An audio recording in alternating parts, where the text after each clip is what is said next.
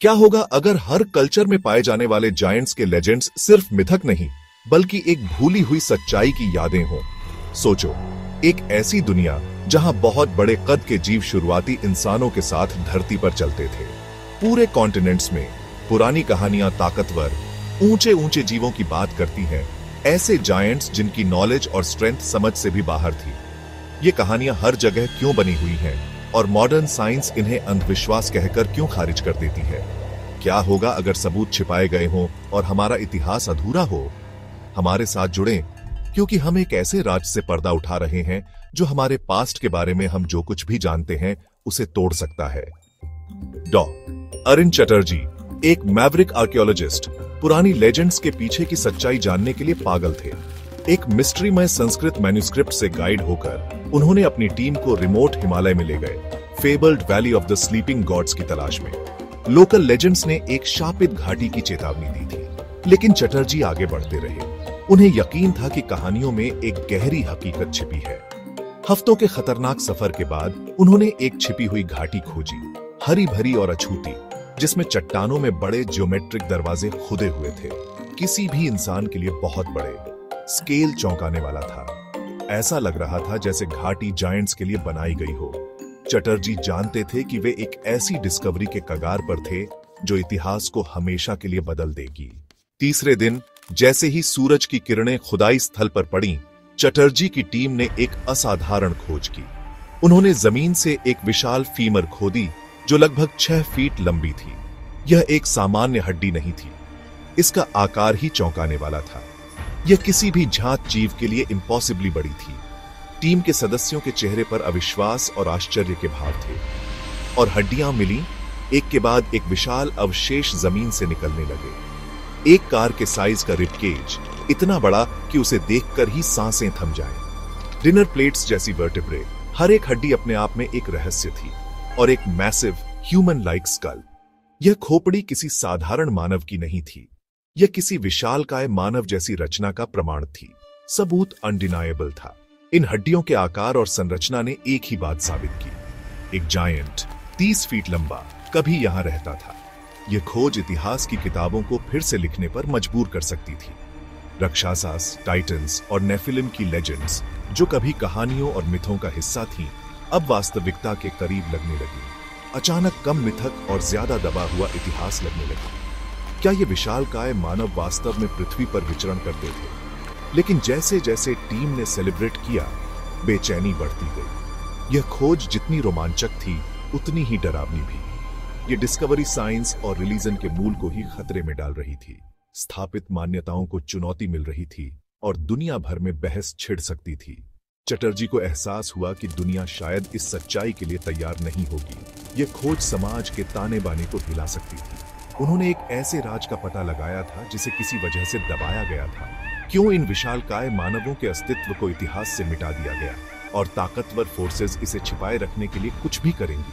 क्या चटर्जी और उनकी टीम इस रहस्य को उजागर कर पाएंगे, या वे भी इतिहास के पन्नों में खो जाएंगे? चटर्जी ने अपनी खोज की रिपोर्ट दी, एक्साइटमेंट की उम्मीद की। इसके बजाय उन्हें ठंडी स्केप्टिसिज्म मिली और एक स्पेशलाइज्ड टीम का इंतजार करने के आदेश मिले। कुछ ही दिनों में बिना निशान वाले मिलिट्री हेलीकॉप्टर आ गए। सैनिकों ने कंट्रोल संभाला, सारे सबूत जब्त कर लिए और आर्कियोलॉजिस्ट्स को चुप करा दिया। घाटी को कॉर्डन ऑफ कर दिया गया और खुदाई एक क्रूर एक्सट्रैक्शन बन गई, न कि एक साइंटिफिक एक्सकवेशन। चटर्जी की टीम के बीच अफवाहें फैलने लगी। प्रोजेक्ट प्रजापाटी, एक ऐसा नाम जो एक गहरे कोऑर्डिनेटेड कवर अप का इशारा कर रहा था। चटर्जी को एहसास हुआ कि उन्होंने सिर्फ एक हिस्टोरिकल साइट नहीं खोजी थी, वे एक ऐसे राज में फंस गए थे जिसे स्टेट की पूरी ताकत से गार्ड किया जा रहा था। कवर अप शुरू हो चुका था। चटर्जी और उनकी टीम को डिटेन किया गया। उन्हें एक अज्ञात स्थान पर ले जाया गया, जहां उनसे गहन पूछताछ की गई। हर सदस्य को अलग अलग कमरों में रखा गया ताकि वे एक दूसरे से संपर्क न कर सकें। उनसे घंटों तक सवाल किए गए, उनकी बातों को रिकॉर्ड किया गया और उनके बयानों में विरोधाभास खोजने की कोशिश की गई। इंटेरोगेट किया गया और नॉन डिस्क्लोजर एग्रीमेंट साइन करने के लिए मजबूर किया गया। यह एक ऐसा समझौता था जिसके तहत उन्हें उस खोज के बारे में कभी भी किसी से बात करने की अनुमति नहीं थी, न ही वे उस खोज से संबंधित कोई भी जानकारी सार्वजनिक कर सकते थे। ऐसा न करने पर उन्हें गंभीर कानूनी परिणाम भुगतने की चेतावनी दी गई। सारे सबूत, फोटोज, जर्नल्स, उनके रिसर्च नोट्स, उनके द्वारा बनाए गए स्केच और उनके द्वारा एकत्र किए गए डेटा, सब कुछ जब्त कर लिया गया। यहां तक कि एक छिपा हुआ बोन फ्रेगमेंट जिसे उन्होंने विशेष रूप से सुरक्षित रखा था, उसे भी ढूंढ निकाला गया।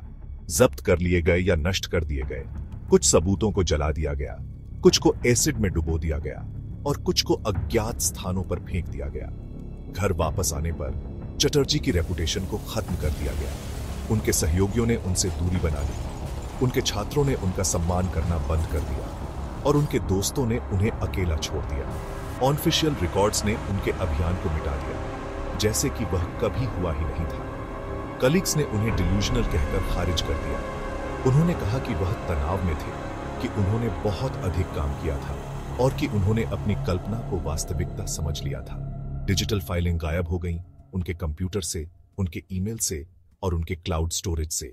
फिल्म रोल खाली लौटे, उन तस्वीरों के बिना जो उन्होंने उस खोज के दौरान ली थी। और यहां तक कि न्यूज़पेपर आर्काइव्स को भी बदल दिया गया।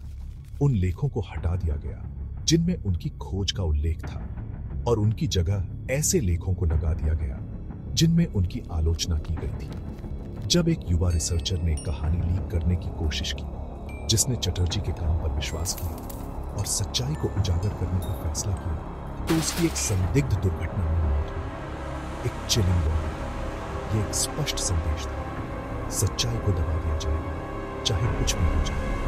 हड्डियां बंद कर दी गई, कहानी मिटा दी गई, इतिहास को फिर से लिखा गया और चटर्जी को छोड़ दिया, हंटेड और डिस्क्रेडिटेड।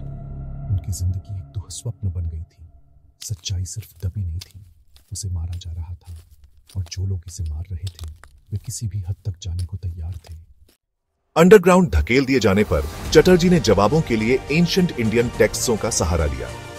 रामायण और महाभारत में राक्षसास और दैत्यास का वर्णन है, विशाल एडवांस्ड क्रीचर्स जिनके साम्राज्य, टेक्नोलॉजी और विनाशकारी शक्ति थी। ये सिर्फ मॉन्स्टर्स नहीं थे, बल्कि एक सोफिस्टिकेटेड रेस थी जो इंसानों और देवताओं के साथ संघर्ष में फंसी हुई थी। दैत्यास मास्टर बिल्डर्स थे, जिनके बारे में कहा जाता था कि वे विशाल सबटेरेनियन शहर बनाते थे, बिल्कुल वैसे ही जैसे चटर्जी को मिले विशाल दरवाजे थे। क्या होगा अगर ये महाकाव्य एलेगरीज नहीं बल्कि लिटरल इतिहास है? एक ऐसा समय जब इंसान जायंट्स के खिलाफ अपनी जान बचाने के लिए लड़ते थे। इन अकाउंट्स की कंसिस्टेंसी एक साझा याद का सुझाव देती है। एक ऐसा समय जब जायंट्स सचमुच धरती पर चलते थे। चटर्जी को पता चला कि कवर अप ग्लोबल था। अमेरिका में जायंट्स के स्केलेटन की रिपोर्ट की गई, फिर वे गायब हो गए, अक्सर स्मिथसोनियन के वॉल्ट्स में। अफ्रीका, यूरोप और साउथ अमेरिका में इसी तरह की खोजें गायब हो गईं, जिन्हें होक्स या गलत पहचान वाली जानवरों की हड्डियां बताकर खारिज कर दिया गया। पैटर्न हमेशा एक ही था, डिस्कवरी, थोड़ी पब्लिसिटी, फिर खामोशी और मिटाना। क्यों? क्योंकि जायंट्स का अस्तित्व मानव विकास और स्थापित विज्ञान की नींव को तोड़ देगा। कॉन्स्पिरेसी सिर्फ सरकारी नहीं थी, यह इंस्टीट्यूशनल थी, स्टेट्स क्वो को बचाने का एक कलेक्टिव एफर्ट। जायंट्स के स्केलेटन परम एनोमलीज थे और दुनिया ने सबूत को फेंकना चुना। सालों बाद चटर्जी एक्साइल में उन्हें जितने भी सबूत मिले उन्हें इकट्ठा किया।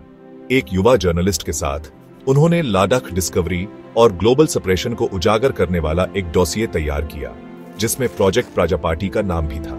पब्लिक होने से एक रात पहले वही सरकारी एजेंट चटर्जी से मिला, चेतावनी देते हुए कि सच्चाई दुनिया भर में कैओस और क्राइसिस पैदा कर देगी। एजेंट ने चटर्जी को एक डील ऑफर की सेफ्टी और रिस्टोर की गई रेपुटेशन के बदले साइलेंस। चटर्जी के सामने एक चुनाव था, पर्सनल पीस या एक ऐसी सच्चाई को उजागर करना जिससे दुनिया शायद न बच पाए। इतिहास का भाग्य उनके हाथों में था। आखिर में चटर्जी का डॉसिए कभी रिलीज नहीं हुआ। तमाम कोशिशों के बावजूद जनता तक उस रिपोर्ट की सच्चाई कभी नहीं पहुंच पाई। दुनिया आगे बढ़ गई, समय अपनी गति से चलता रहा और चटर्जी का मामला धीरे धीरे धुंधला होता गया। और ऑफिशियल कहानी वही रही, जायंट्स एक मिथक हैं, कल्पना की उपज है, जिनका वास्तविकता से कोई लेना देना नहीं है, होक्स और गलत पहचान का नतीजा। कुछ लोगों ने मजाक किया, कुछ ने गलत समझा और कुछ ने जानबूझकर झूठ फैलाया। साइंस जोर देता है कि ऐसे जीव असंभव हैं, प्रकृति के नियमों के खिलाफ हैं और विकास के क्रम में कहीं फिट नहीं बैठते। फिर भी सवाल मरने से इनकार करते हैं। कुछ अनसुलझे रहस्य, कुछ अधूरे जवाब बार बार सामने आते रहते हैं। क्या हर लेजेंड, हर गायब स्केलेटन एक संयोग हो सकता है? क्या ये सिर्फ कहानियां हैं या इनके पीछे कोई सच्चाई छिपी है? अगर यह सब एक गलती है तो इतनी गोपनीयता क्यों? क्यों कुछ जानकारी को जनता से छुपाया जा रहा है? क्या होगा अगर बायोलॉजी और इतिहास के बारे में हमारी समझ अधूरी है और हम एक बहुत बड़े सच से अनजान हैं? क्या होगा अगर अतीत में ऐसे राज थे जो हमारी दुनिया को हमेशा के लिए बदल सकते हैं, जिनका सामना करने के लिए हम तैयार नहीं हैं? क्या हम उस सच्चाई को स्वीकार करने के लिए मानसिक रूप से तैयार हैं? क्या चटर्जी एक विजनरी थे या डिल्यूजन का शिकार? क्या उन्होंने सच देखा या सिर्फ अपनी कल्पना को सच मान लिया? रहस्य खुला रहता है, जवाब अभी भी मिलने बाकी है। हमारा इतिहास कौन लिखता है? वे जो सत्ता में है या वे जो सच की तलाश में है? गेटकीपर्स या वे जो सवाल करने की हिम्मत करते हैं? क्या हम सच को दबाने वालों की सुनेंगे या सच को उजागर करने वालों की? केवल एक बात निश्चित है, हमें सच की तलाश जारी रखनी चाहिए, चाहे वह कितना भी मुश्किल क्यों ना हो। सब कुछ पर सवाल उठाओ, हर चीज पर संदेह करो और कभी भी सच की तलाश करना मत छोड़ो।